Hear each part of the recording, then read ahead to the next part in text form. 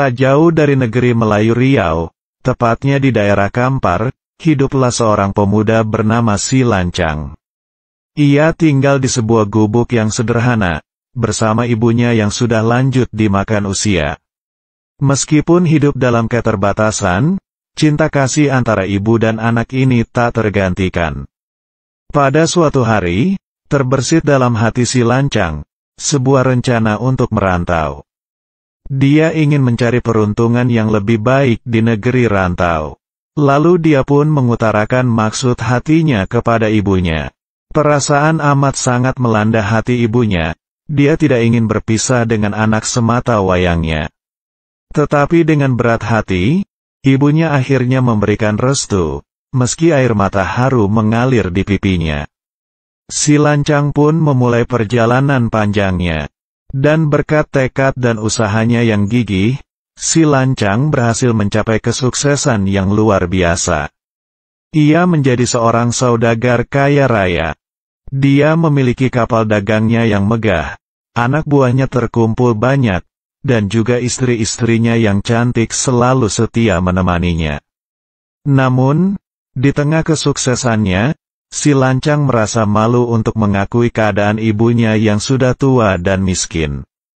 Hal itu terjadi ketika kapalnya merapat ke kawasan Sungai Kampar, kampung halaman Si Lancang.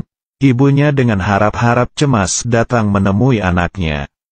Namun, yang terjadi sangat tak terduga. Si Lancang menolak mengakui ibunya dengan keras, bahkan memerintahkan untuk mengusir dia dari kapalnya. Dengan hati yang penuh duka, ibu Si Lancang pulang ke gubuknya. Di sana, dalam keheningan dan kesendirian, ia memutar-mutar lesung, mengipasinya dengan nyiru, dan berdoa serta berkata dalam hati, "Ya Tuhanku, Si Lancang adalah anakku yang kucurahkan kasih sayang dan air susuku untuk membesarkannya. Namun setelah menjadi kaya, ia telah mengingkari hubungan darah kami.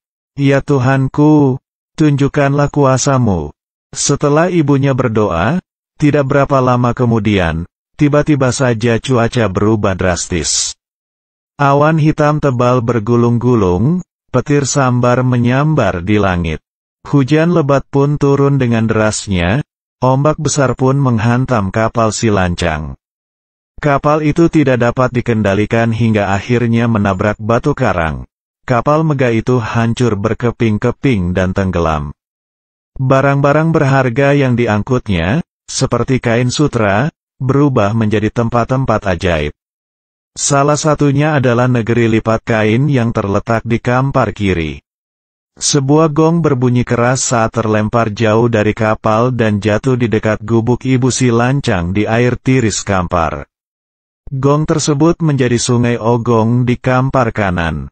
Selain itu, ada juga tembikar yang pecah dan melayang, kemudian berubah menjadi Pasubilah, sebuah tempat yang berdekatan dengan Danau Si Lancang. Di danau itulah, hanya tiang bendera kapal Si Lancang yang masih tegak berdiri. Dan saat tiang bendera itu muncul ke permukaan, itu menjadi pertanda bagi masyarakat Kampar bahwa banjir di Sungai Kampar akan segera terjadi.